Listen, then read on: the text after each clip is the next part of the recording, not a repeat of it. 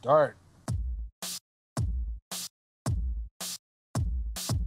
You're listening to the Theology of Games podcast, your source for gaming news, reviews, and interviews with the top voices in the industry.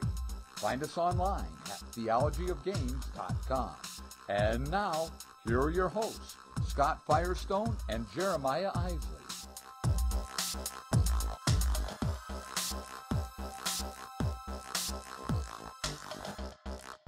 All right, let's start. Hey, everybody. This is Theology of Games, the live version of the podcast. I'm Jeremiah Isley, and if I can point to I'm you Scott on the screen. Firestone. There he is. That's Scott Firestone. We are Theology of Games. In case you don't know who we are a board gaming blog slash website slash podcast slash, I don't know, whatever else we do. YouTube. We mess around with Periscope every now and then and all of that. But He does. I do most of that, yes. Yeah. Have you figured that out, like, which way do I have to point to? It's going to switch later on, too. It's going to really mess you up. Anyway, so we thought we'd give it a shot here. We're using some cool new software that we can broadcast on Twitch. And we thought we'd start doing live podcasts instead of just recording them. We're kind of doing it on the fly. And let's talk about what Theology of Games is. Do you want to go ahead and give them the lowdown on Theology of Games? Yeah, so Jeremiah and I met at a youth ministry conference, and we both work in youth ministry. And then we had this love of board games, and we thought, hey, what if we start a blog? And the idea, we called it Theology of Games, but the truth is we don't talk about theology that much. But it's basically we have news, reviews, interviews, and all those sort of things. And we, if it's applicable, we run it through the filter of our faith. So we might play a game where there's something that kind of pushes up against our faith, and we feel compelled to mention it. And we're not gonna rail against things. But if there's something that we think, oh, I wouldn't advise a family to play this game because of X, Y, or Z, we will tell you why. And it's basically saying, hey, we came together through youth ministry and we have this common faith, and other people who have that same faith might want to talk about board games with us. It doesn't come up that often, but it's kind of the vehicle we use. Yeah. I just think it's one of those things. It kind of just reflects who we are. We're men of faith. We're Christians who also like to game a lot. So we talk about games in the same way that we would talk about movies or music or anything like that. If there's something that pushes against what we believe, or just kind of stirs something up in us that we need to discuss a little further, we kind of do that. And I think that's kind of the main goal that we've discovered, is we just want to enjoy the hobby that we enjoy, but also kind of push up against things that might be, I don't want to say offensive to us, but might just rub us the wrong way, or give us cause to pause and discuss those things. So it's a little bit of who we are and what we're here doing. But let's jump right into the news. What do you say? I say there's a bombshell this week. There totally is a bombshell. It was crazy. So Asmoday has been growing and growing and growing. Yes. They've been buying up other companies, small and large. They bought Days of Wonder. They bought, who's the other big one they just bought? Fantasy Flight. Yes. So Fantasy Flight. And then they've also been picking up smaller things like Spot It. I'm sure a lot of people have played Spot It. It's a family favorite, super easy non-gamer game. They bought that too. And then this week, there was the news that they bought the rights to sell Catan in North America. Yeah. Or maybe it's just the English language. I'd be surprised if that game hasn't sold more than every other. I mean, I'd be surprised if it wasn't the number one selling. So what happened is they're going to pull out this little unit that's just Catan, and it's going to be run by some of the same people who ran it for Mayfair. So it's still going to keep going the way it is. They pulled those people out of Mayfair, and now they work for Asmoday. and it's just its own entity now, and but part of Asmoday, which keeps getting bigger and bigger and bigger, and all of a sudden too. I mean, we'd obviously heard of Asmoday; they make great games, and then suddenly they turn into the Incredible Hulk. The thing that concerns me about big companies is big companies often have shareholders to make happy, and sometimes that means, hey, we got to lay some people off, or hey, we have to get rid of anything that's not making money, even if it's innovative and doing cool new things in the hobby. Oh, it doesn't make enough money, so axe it. So it stifles creativity, it stifles innovation, and then they start turning into, hey, let's make 1,000 Monopoly clones because those make money, and it's terrible. Yeah. Let's do that. Let's move on. What's next? So we do this little segment that we call, do we have like an actual name for it? Like on the table, what's on your table? Where we just kind of talk. On the table. Sure, on the table. That's what I put on the sheet anyway. So it's just us talking about what's been on our table, what we've been playing, kind of, I guess, mini reviews or vignettes of games that we've been playing recently. Is that a good word? You like that? Vignette? Yeah, that was $2 word. I know. $2 word and a free podcast. So, talking about value here. So, what did you pay for? So, I'm going to let you kick this off. And, what's going on? Sorry, hold on. My slideshow jumped ahead of me. Whoa. Sorry. Take it easy. Take it easy. Oh, boy. We're giving it away. Oh, no. We're just giving everything away. Here we go. Should I just shoot forward? Keep going. Yeah, you're good. Okay. Bomb Squad Academy has been on my table. Yeah. So this is a little... Oh, man. Now I'm seeing Orleans. Okay. So Bomb Squad Academy is a small game that came with Bomb Squad. If you backed Bomb Squad on the Kickstarter, you got Bomb Squad Academy. So I did that. Right. And played Bomb Squad Academy, and honestly, I wasn't expecting much. It's kind of it's a small box, and it's not, those games aren't always great. It's a little throw and in. It felt like an afterthought almost. Like, we'll also do this other game, and we really enjoyed it. It's not earth-shattering, groundbreaking, but we all had fun with it. It's really interesting. You're trying to figure out what other people are going to play. It's a whole game where you're trying to guess what other people are going to play, not blindly, but based on different things. Because you're all trying to disarm these bombs, and you want to get as close as you can to the end because you get a bunch of points, but you don't want the bomb to explode because then you don't get any points. And so you're like, is that guy going to play red? Because if we both play red, there's a good chance that bomb's going to explode. And it's really fun. We enjoyed it. It's a great filler.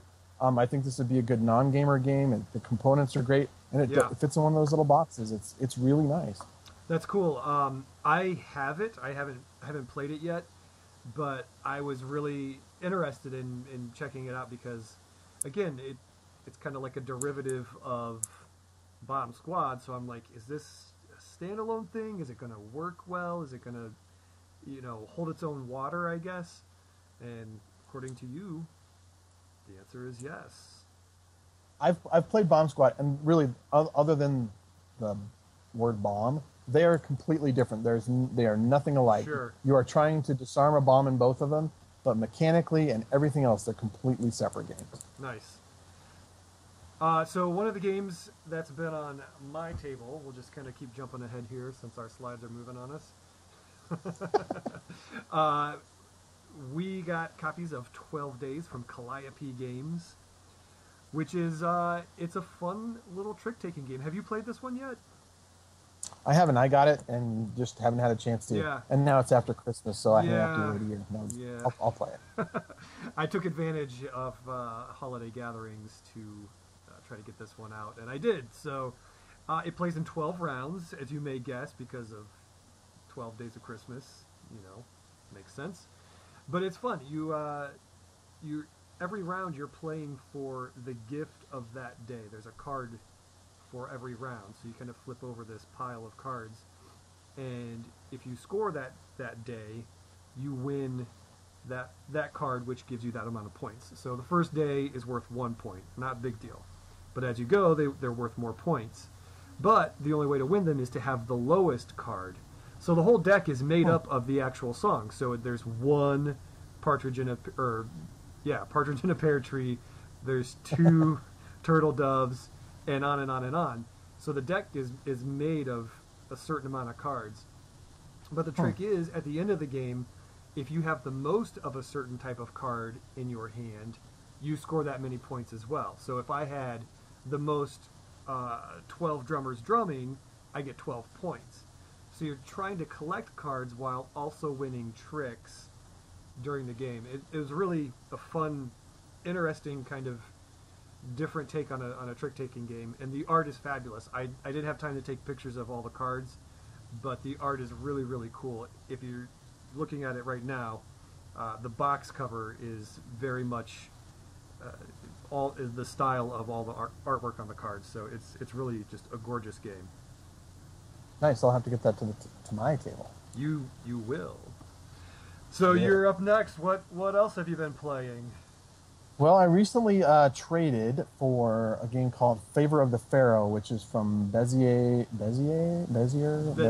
believe, is what I've been. Sure, Bezier Games. Yes. It is a dice rolling game. It's based on an old game called To Court a King. It's by Tom Lehman, who did Race for the Galaxy.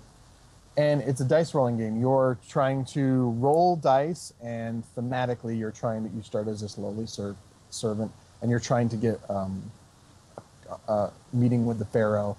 And so you're going through all these courtesans in the court to get there. And there's a bunch of dice, and a few of them are custom dice, and there are a bunch of tiles. And I played it with my 7-year-old, and we just loved it. It's really fun, and every game is going to be different because you're setting up the board with different tiles every time, and then even there are little tiles that say, oh, you can only take this one if you get 3 of a kind, or if you get 1, 2, 3, 4, 5, or whatever. And those are double-sided too, with different criteria on the other side. So those will flip over, and you'll get other tiles, and so every game is going to feel completely different. It's very interesting and fun. My one complaint about it is that it's really expensive for what you get, which is why I traded for it. It's $60 MSRP. Oh, wow. For dice, only 5 of which are custom. The rest are just different colors. Nice dice. Right.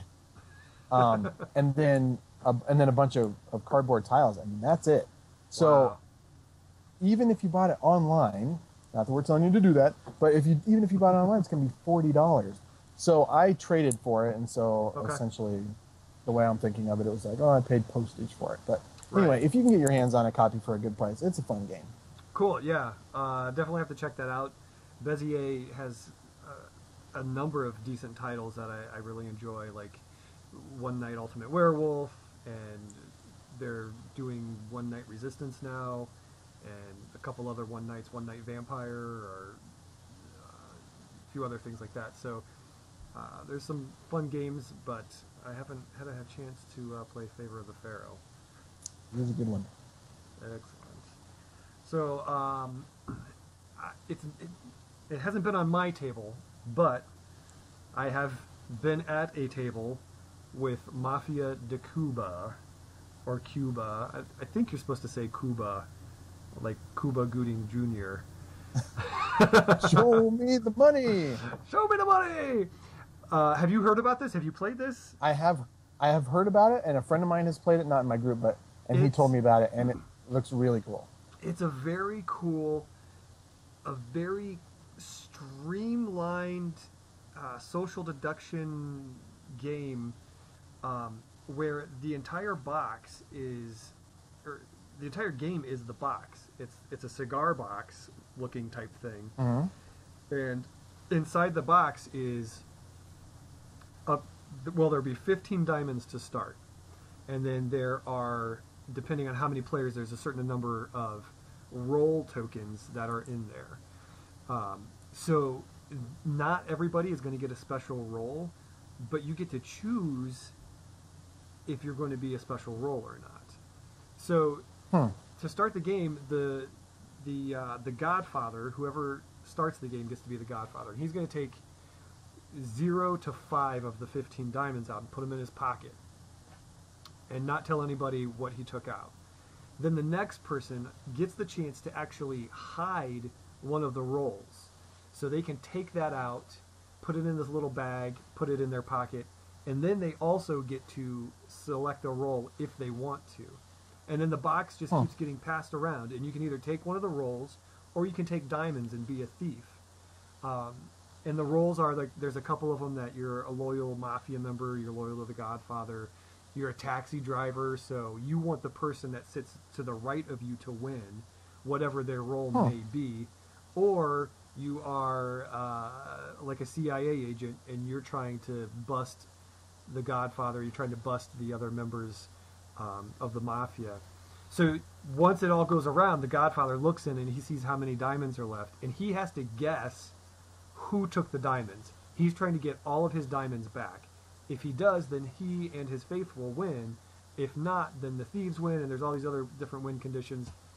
And it plays in about 10-15 minutes, depending on how many people are there. But it's really, really interesting. Just the mechanics of it work really well. We had a lot of fun with it. I played as the Godfather, and it is, at first you think, oh, well, this is going to be easy, but it's not. It's so hard because everybody's like telling you one thing, and you're trying to figure out, oh, well, so and so says, oh, I saw this token in it, and there were this many diamonds, and they're trying to give you information, but then you don't know if they're lying to you about that, and so it's really, really interesting. It's a lot of fun. It sounds unique for sure, like just a different take on the social deduction idea. Yeah, it totally didn't feel anything like Resistance or Coup or Werewolf or any of those. It was a very unique entry into that genre, so I really enjoyed it for that. And even though I haven't played it and I have not picked up a copy yet, I saw like one of these, somebody posted, hey, quick, there's a special on the expansion on Amazon. There were like 2 copies left when I logged on. I grabbed one.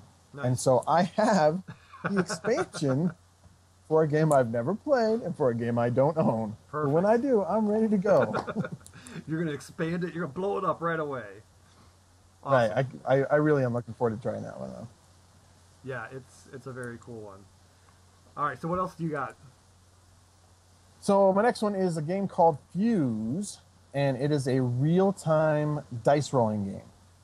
And you're like I guess this is a theme, but you're trying to defuse a bomb. And you have 10 minutes. There are a lot of bomb games out there right now, aren't there? They're coming out of the woodwork. I don't know what's going on, but it is at least different. It's not like the other Bomb Squad or Bomb Squad Academy. Right. So you have an app that counts down 10 minutes, and you're all rolling dice, and you each have these unique cards that you're flipping over, and every card has unique criteria that need to be put on them. So, I have to get 3 red dice on there. So somebody rolls them all, and then everybody at the table is like, I need a red, or I need a 2, or this or that. And you're all yelling at the same time and trying to grab things. Yeah. And then there are cards that'll come out that'll make you lose a dice, or bad things will happen. And the timer is super annoying because it's this British woman going, "What are you doing? Why don't you roll better?" and things like that, and like kind of mocking you, and you're going to kill us all. And you're like, "Shut up!" Because it's not frantic enough. It was crazy. And so the first time we played it, we got destroyed, and we're all like, "How are you supposed to beat this thing?" And then, I guess this is a sign of a good game. You play again, and you go, "Oh, okay, there are ways to do it." And so 1 or 2 times later, we did beat it. And nice. So you do get better at it, but at the end of the day, it's still just like frantic dice rolling. Nice. Yeah, it's funny. I actually haven't heard much about that game at all. So when you were putting it in our show notes, I was like, oh, that looks kind of interesting. So I think it just came out. Did it? Okay. So, yeah, people just got their copies, and so we tried it out. Nice. And it was pretty fun. Nice. So yesterday, I periscoped, and we just posted the video on YouTube, Tiny Epic Western. How is that? It's a prototype stage, but it's launching in a couple days on Kickstarter. Really fun. It's the first of the Tiny Epic series that is pretty close to a standard Euro worker placement game. You know, the Tiny Epic Kingdoms was a derivative of like a 4X game. Tiny Epic Defenders was a co-op, and there's a there's a dice game with galaxies. This one is a lot closer to an actual just worker placement. You place a worker, you get a resource. But there's this cool twist where all of your locations, when you set up the game, you deal poker cards in between all of your locations. And each player is also dealt 2 poker cards, and they choose which ones to keep. So after you've placed all your workers, then you go around and resolve the locations by who has the best poker hand with the 2 cards that are on either side of that location. So it's a little bit like a Texas Hold'em kind of thing. And then that also determines who wins the town hall. And the town hall allows you to move an industry forward. And as you're going through and resolving these things, you get to buy buildings. And the buildings all have icons that correlate to those industries. So if you control the most of those at the end of the game, you win bonus points by which of those industries got moved forward the furthest, fastest. So it's it feels like a Tiny Epic game. You know, it's got modular boards, it's got player character sheets, you know, you got the little trackers on them that you track your resources with. All of those things really kind of hint towards that feel of the Tiny Epic games, but it is, again, just completely fresh and new. So I really, really enjoyed it, and I think I haven't found a reason why you would say in any of the Tiny Epic games, oh, I have this one, I don't need to get this one. They all are unique and standalone. Right. You may say, oh, I don't like co-op games. Okay, well then don't get Defenders. Get whatever else. But if you like the genre that it's in, it's a nice, solid little game. Right, they're not redundant within the line.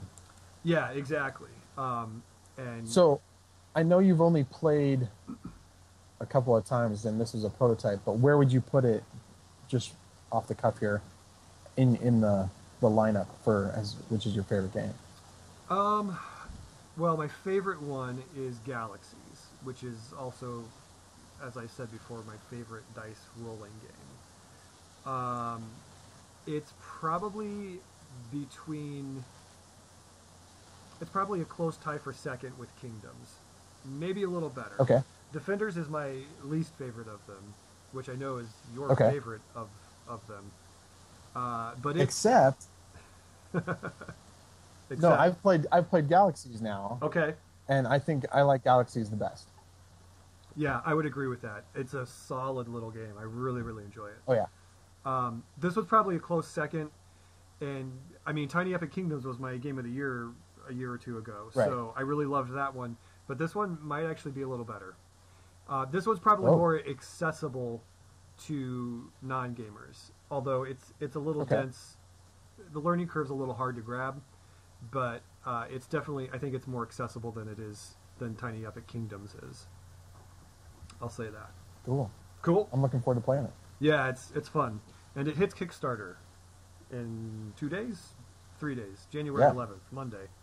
So, and you can find very soon the written review that I wrote that gives you full description of gameplay and all my thoughts and opinions on theologyofgames.com. Very soon. Very cool. Cool. All right. Next game for me is Orleans. Oh, look, it's Orleans. right over your shoulder. They can't see that because we're looking at slides. Oh, right. Okay. Well, everyone else is out there, the one person. Orleans. We tried this out, and it is kind of, it's not a deck builder. They call it a bag builder, I think, because you're buying chips to put into a bag, and then every turn you're drawing out a certain number of these chips and then doing more things with them to get more chips to put into the bag. So it's just you're kind of creating an engine, but it's an engine that's interesting because you're not guaranteed to pull anything out that you need. Nice. It's possible. Like, let's say you only have one white, I think they're farmers in the game, one farmer in there for some reason. It could be that every single time you pull this out, you never ever draw the farmer. So it's a little strange. I mean, I've never seen that happen, and there are other ways to get around it. There are monks that are wild cards and things like that. But we really enjoyed it. There's a whole lot going on. It takes up a ton of space because there are all these different boards and things going on. But we really liked it. It was really interesting and fun choices to be made. And I got crushed at it. So, but I still wanted to play again, and I enjoyed it. So I guess that's the sign of a good game. That's cool. I got seriously destroyed. Yeah, so I have this one, and it's another one that I'm dying to play. I've watched some gameplay videos of it. It looks, I don't know. It looks like there's a lot of synergy between what you do. Like you said, there's that engine building thing happening, but it looks like there's a little chaos mixed in too. So that sounds fun to me. Yeah, it is frustrating if you pull it out and you go, oh, I can't do that whole thing I was planning to do this turn. So then you're like, okay, I guess I'll just do the best I can. Right. And so some people are really going to not like that. But and there were times I didn't like it. But at the end of the day, I was like, oh, that's a pretty cool game. Time for plan B, I guess. Yeah. Perfect. Cool. All right, let's keep moving along. I got to finally play Colt Express. Wow, that's a fun game. Yeah. I think the components might be my favorite part, like the little train cars that you set up, and then they just have like the decorative landscape pieces just because. Right. No Why other not, reason but you to know? just look cool on the table. Yeah. Yeah. I thought that was really fun. And I didn't put this in our show, but I also, the same night I played Alhambra and I played Colt Express, and I crushed everybody. Both games. I was like 20 points ahead in Alhambra and a good almost 1,000 points ahead in Colt Express. Wow. It was my night. I was on fire. But yeah, it's so cool. Kind of a programming game, I guess you would say, where everybody's playing their cards and programming them and making moves, and as they get flipped over, you resolve your actions in turn. So there's this whole, okay, is he going to punch me, or am I going to be able to move, or is that person moving here to punch me, or should I get...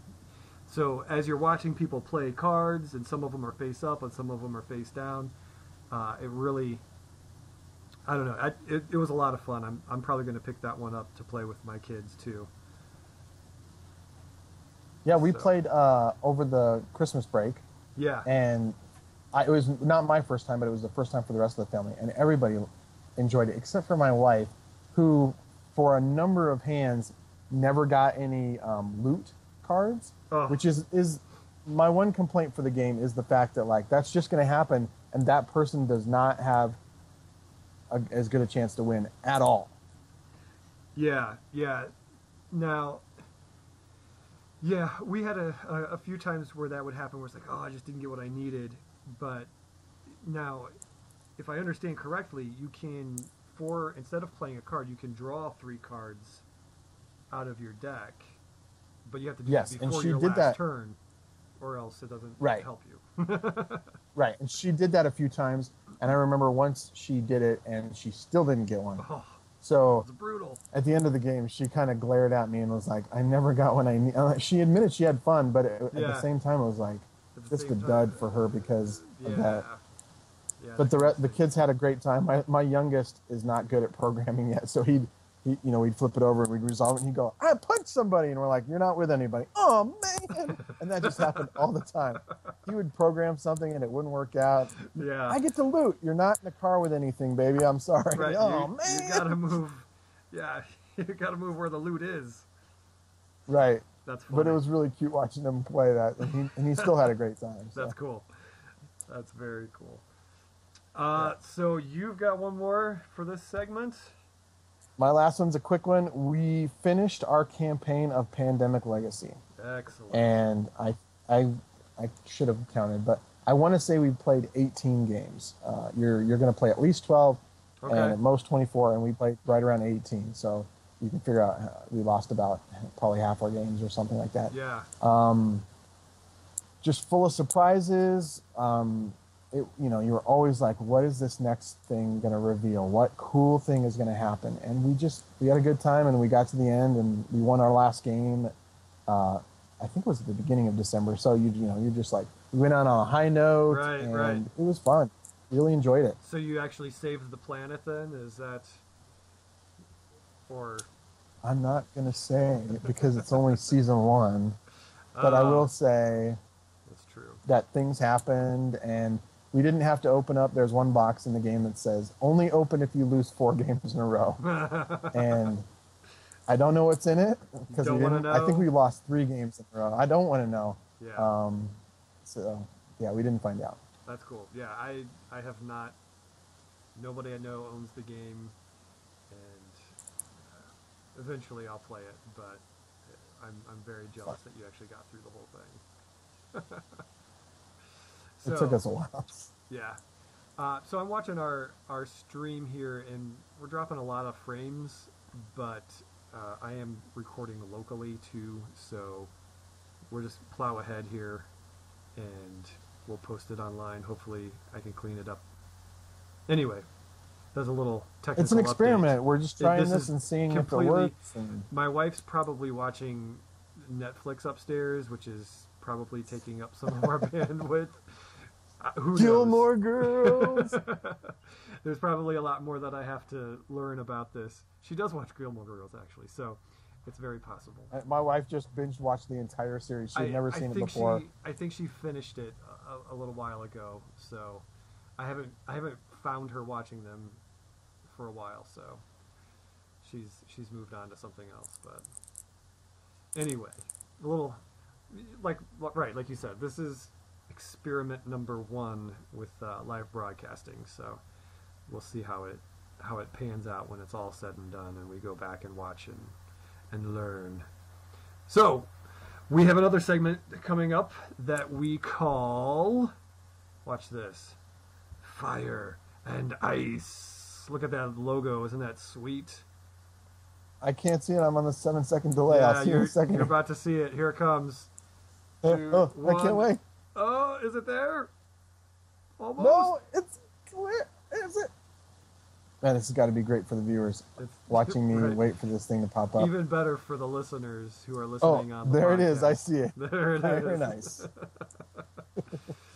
All right, this is a segment that's where we talk about a game that's on fire for us that we're really enjoying, and then one that we're kind of ice cold on right now. I like how I didn't capitalize ice. The editor noticed, and he was just going to let it go. Right. I'm going to say I'm not the editor of the site, so there's that. So yeah, we talk about a little bit about games that are on fire for us and games that are not so much on fire for us. So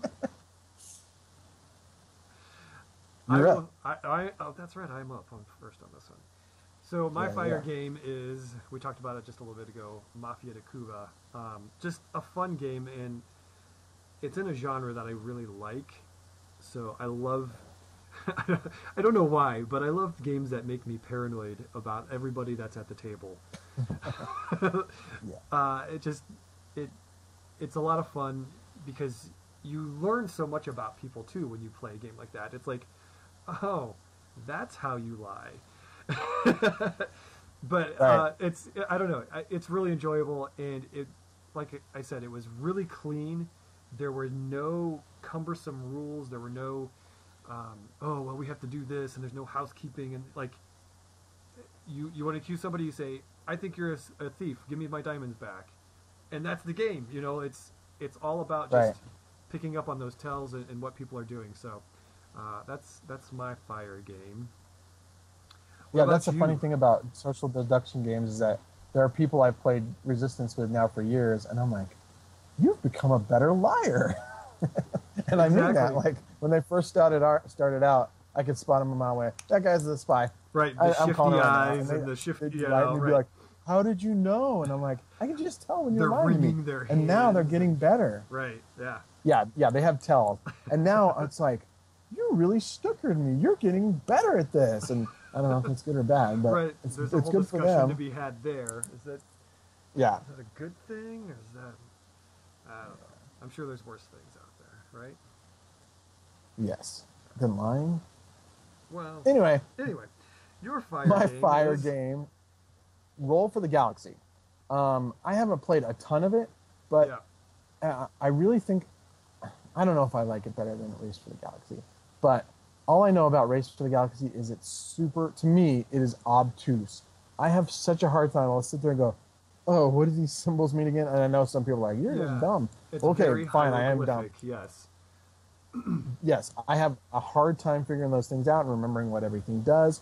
And for some reason, Roll for the Galaxy just seems to streamline that and make it more approachable. And I think it's a game that you could bring out with, I don't know about non-gamers, maybe non-gamers that had played a few and are ready for the next step. Right. But I don't think you could do that at all with Race for the Galaxy. There's just, oh, you're just going to hand me a bunch of cards with symbols on them and we get to look everything up? Right. No, I would never do that. Yeah, it is cumbersome to play Race for the Galaxy. I have not played Roll for the Galaxy, but I was just talking with a friend of mine when we were playing Tiny Epic Western the other day. Race for the Galaxy, like, I own it, but I can't think of the last time I pulled it out because it takes a certain type of gamer and a certain type of group to want to play that. So. I mean, it's not a terrible game.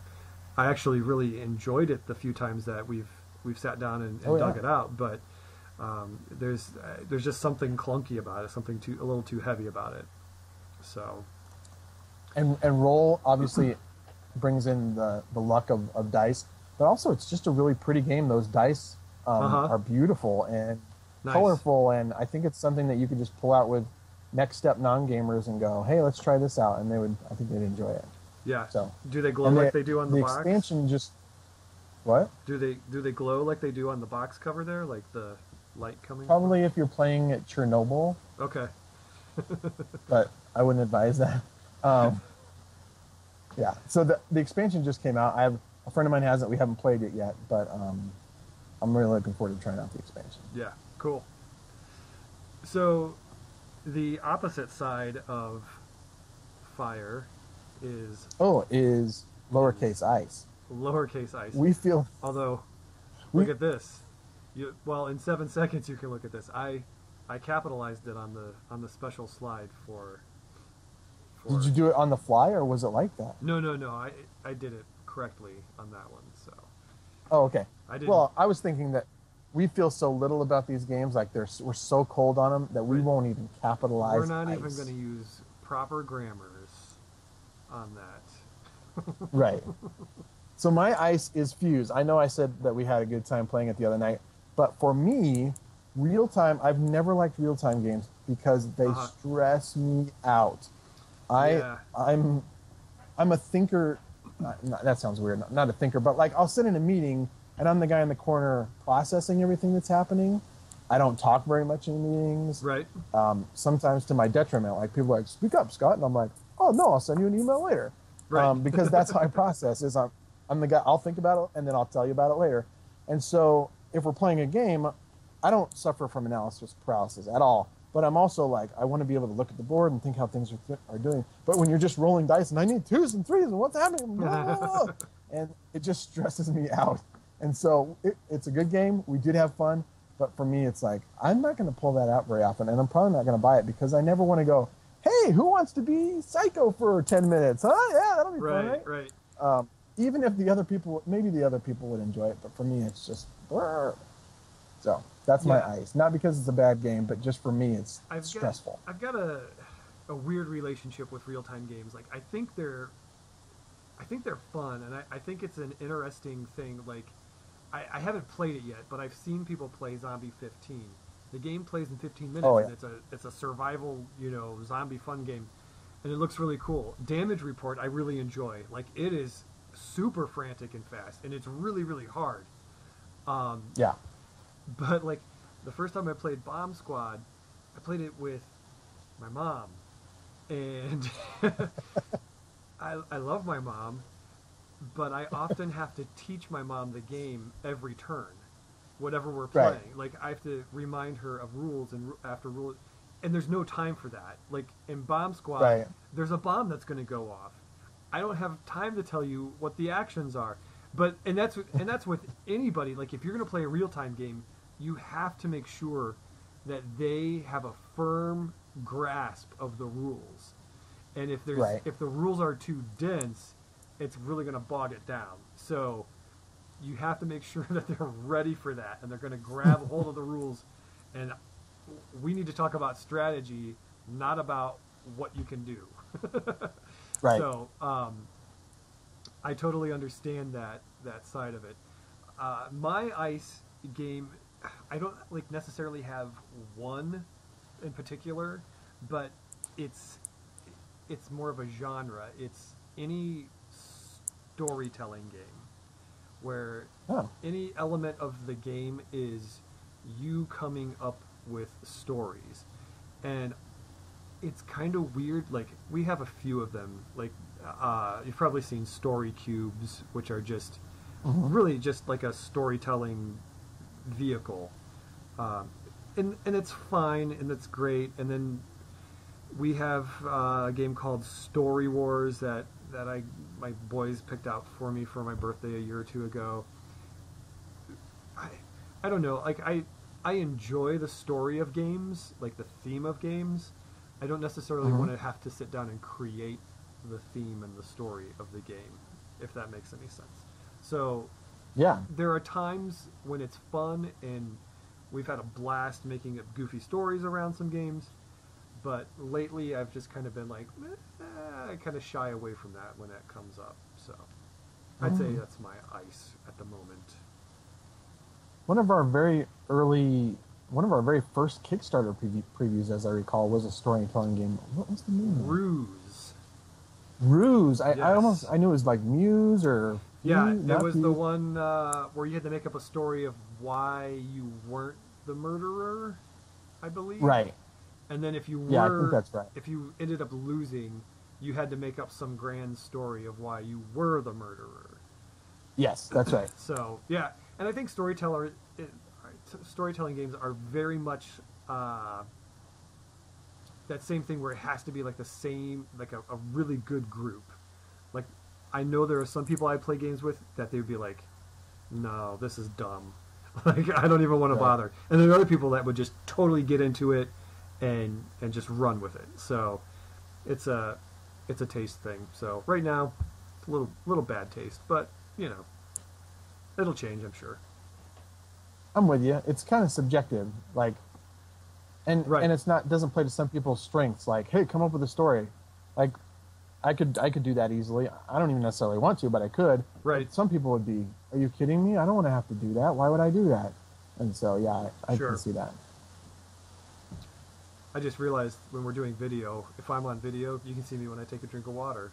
So there it is. Which you just did. I did. I'm gonna find out here in a couple of seconds. Yeah, that you did will. that. It's catching up. So there he goes. Good. we have one final segment for this this trial run with like 17,000 dropped frames and all kinds of craziness going on. We'll get it sorted out, but it's I don't know, it's been fun. I think the video side's a little fun, a little extra prep work, but definitely worth it. I don't know. We'll talk later, maybe. Yeah, but you have to look at our ugly mugs. That's true. But you can see your impressive game collection, or at least part of it. Yeah, this is only a fraction of it.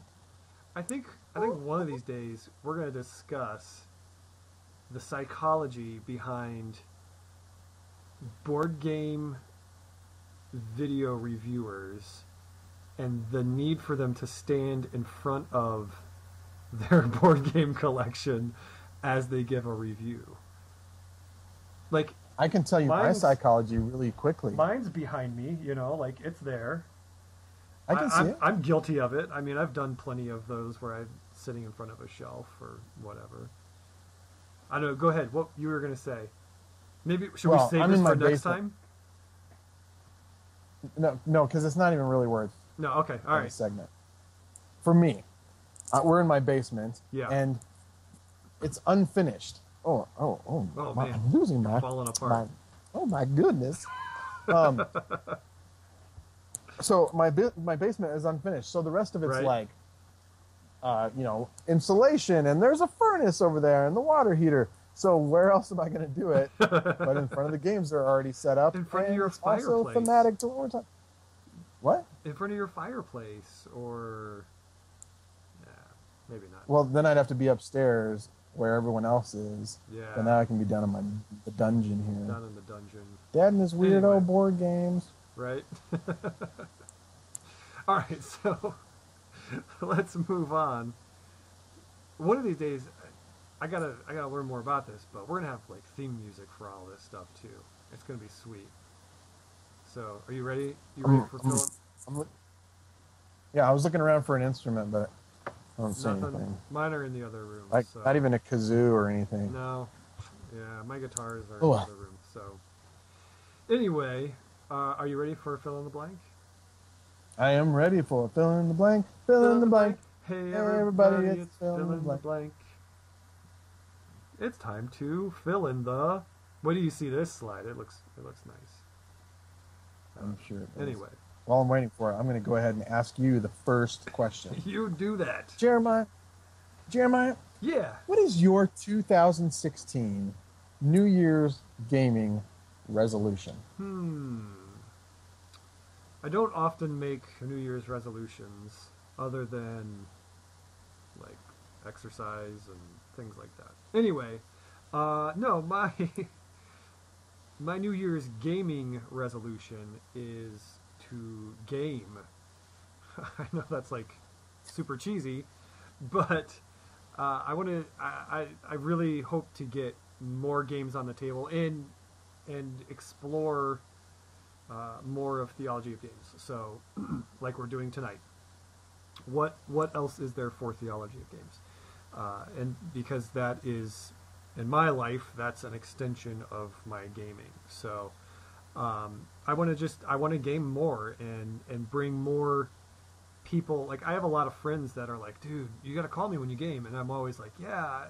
I mean, game nights for me are very typically like spur of the moment. Like, hey, I have a few friends that I'm like, hey, dude, what are you doing tonight? And they're like, oh yeah, we can game. So I want to expand that into more people. Like, I have some really good friends that are gamers, and for whatever reason, our schedules don't always work out, or whatever the reason is. I hope to expand that more into more people. So that's a really long answer for that little bit of space up there. No, that's fine. That's good. Yeah, we've talked about this. It's frustrating for you without a regular game group. Yeah. And for me, it's just I've been meeting weekly for 12 years now. So right. It's just every week I'm playing new games, and getting the games played is not a problem for me. Right. Whereas for me, it's like, come on, guys. Although I do have some friends who are very, very not just cool with it, but very excited to play new games. So whenever I'm like, hey, guess what just came in the mail? They're like, dude, yes, let's go play that. So so that's always cool. Yeah. All right, Scott. What would be your 2016 New Year's gaming resolution? I totally just blew that. Revolution. I'm going to overthrow. No, I would like to take down Asmoday. No, we do not say that. I mean, we love them. They're so nice. Anyway. Ticked off the Hulk. I would like to get caught back up with Lord of the Rings, the card game. Oh, I know that's super specific. That's my second. That's my second resolution. Oh, really? Because no, this week it was spurred by. I was looking at the Fantasy Flight news piece, and they said, oh, here's they're starting another cycle of games. They kind of have. They put out a deluxe expansion and then that's they run like kind of a thematic. Right. And it usually introduces some mechanism in it. Yeah. And I think I'm behind 2 full cycles on that, I think. But at any rate, we just saw this new one, and the idea looks really cool, where you're laying out all of the location cards, and it's basically like an island that you're trying to get through. And so you're moving your piece along the island, and just every time I see the artwork for that, I'm like, this game is so cool. Why am I? And part of the reason is because I have so many LCGs I'm trying to juggle, keep up with, and this is falling by the wayside. And I just said, okay, I want to get back. I've always loved the game. I have quite a bit of it, and I want to get back and get back in and get caught up with it. So yeah, that is my resolution. I'm definitely like 2, maybe even 3 of like the deluxe expansions behind. But it's such a good game. It's funny because right before that news came out about this new cycle, I was talking with one of my buddies who I've played all of them with up to the point that we are at, and we're just like, dude, we gotta play that again. It's been a drought since we've had that on the table, but it's so fun. I mean, it's one of my all-time favorite games, not just LCG. It's like of all time. It's such a fun and great game. So hopefully that'll, hopefully I'll follow you in that and get even close to being caught up. Get a few more of those adventures down. Yeah. So we've got 2 more fill in the blanks. The next one being, right now, my kid's favorite game is... 2 kids, 2 different games. Yes. My oldest, he is 11. I always thought he was going to be my gamer buddy. Yeah. And he is not turning out to be my gamer buddy. No. At all. He, hey, you want to play a game? Yeah, I'm good. He'd rather read or do any of thousands of other things. But sometimes he will play with us. And when we played Colt Express, he got done. He said, Dad, that was a really fun game. And I was like, oh, maybe there's a chance. So, but probably not. Yes, it was. But still, so tonight when I asked him, what their favorite games were, he said Colt Express. Right now is his favorite game. Nice. He really had a good time, and it was exciting for them. The program, I mean, there's so many good mechanisms in that thing. I know people bag on it because of the luck of the draw and because of my wife. But there are really cool mechanisms where, this is face up and this is face down, and so I kind of know what's happening, but I don't completely know. It's a really solid game, and so he loves that game. Yeah. Right now. And then my youngest is on a DC deck building kick. Nice. You and I reviewed this years ago. Yeah, a long time ago. It was one of our early ones, and so he's 7 now, he's about to be 8, and he's getting to the age where we can start pulling some of these other ones out that he's never played. So I thought, okay, let's try out the DC deck building game. He loves it. He wants to play that every day, all the time. Nice. He's good at it. He has won every single game we've played, and I'm not like going easy on him. He just beats me, and I'm like, great. I don't know what that means. Either I'm bad, or there's more luck in this, or I'm bad, or anyway. He's good. He's good. There's that option, he is good. Right? He makes it's cool watching where he'll make a decision, and I know, he's thinking through maybe a couple steps ahead, or he purposely waited to do this because then he could do this, and to see the wheels turning in him and making those decisions, you're like, okay, well maybe this one's going to be my gamer buddy, and I'll have some other hobbies with my older kid. Right. So, Colt Express, DC deck build. It always amazes me how different my 2 sons are. They're 2 years apart, but they're like night and day, and I'm like, how did what? Anyway, that's another discussion for another amazing. Day. My kids, we can't. I saw this question on our show sheet after they were in bed, so they were asleep. But I know what their answers would be, or at least I think I know. Our youngest has been loving Bears, which is a dice game from Fireside Games, who does Castle Panic and other stuff. Bears it's a really cool dice rolling game, and so it's all about shooting bears and running away from bears, or trying to sleep through a bear attack and hope you don't get eaten. And so it's a fun game. It plays really quick. It was one that I taught my wife, and she was like, hey, this is fun. I can learn this without being annoyed by the time you're done explaining it to me. So that was a win. And then my oldest keeps asking me to play Burgle Brothers. He loves it. So just about any time we talk about playing games, Burgle Brothers comes up. So it's a fun game. We've talked about it. We talked about it actually our last time we talked on a podcast. Our review will be coming soon too, and it's a fun little there's a co-op game. preview on the site. It is super fun and thematic.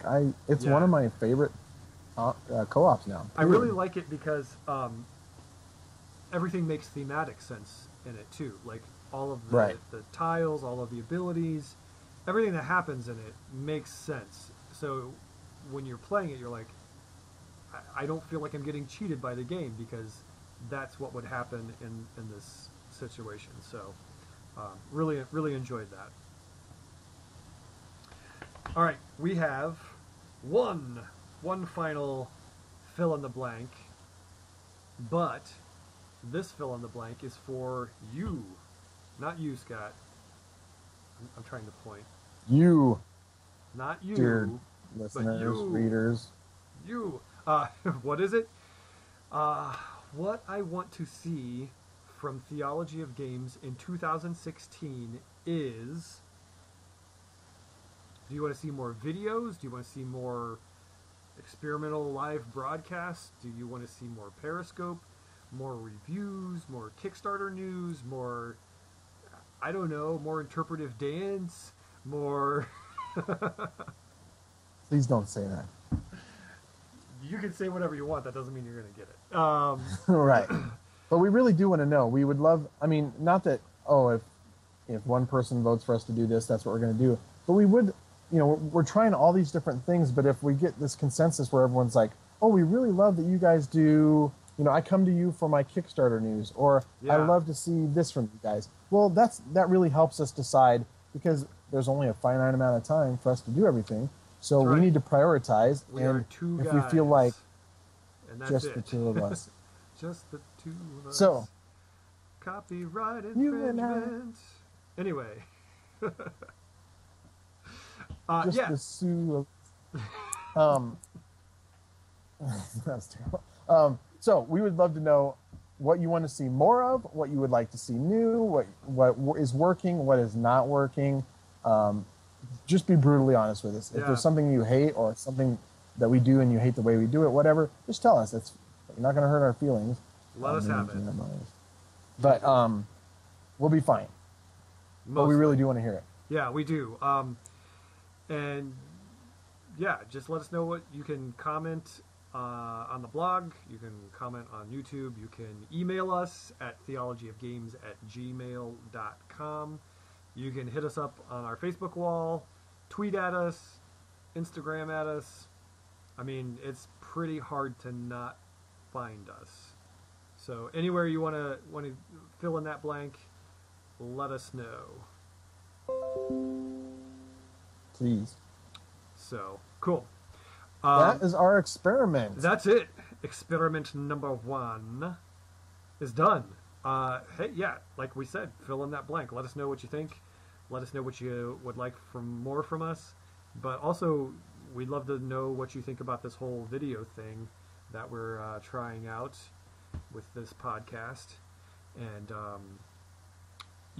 if you're listening, this is still available on iTunes. We're going to take this audio and populate our iTunes feed as well. But we figured, why not go for something a little different and a little new and see what happens. So that's that. Thanks for tuning in and listening now or later or whenever you do. And we will be back as soon as possible with another podcast. And soon, probably this coming week, we will be giving our top 10 games of 2015. Yes. Not necessarily ones that came out in 2015, but ones we played in 2015. Ones that are new to us in 2015. So, right. We should probably put that list together a little more solid. We have some, but not many. Yeah, it'll be coming out probably, well, today's Friday, so next week sometime I would imagine we'll have that wrapped up, and we'll make a big stink about it, and hopefully you'll enjoy it and agree with us, or you won't, but that's cool too. Cool. That is it for experiment number 1. thanks so much for joining us. I am Jeremiah Isley, and he is... I'm Scott Firestone. And thanks for tuning in. We'll talk to you later. Peace out. We'll see you later. Bye. You've been listening to the Theology of Games podcast with Jeremiah Isley and Scott Firestone. If you enjoyed this episode, we'd appreciate your subscription to the podcast and your review on iTunes. Thanks for listening. Have a blessed day, and until next time, get a game on the table.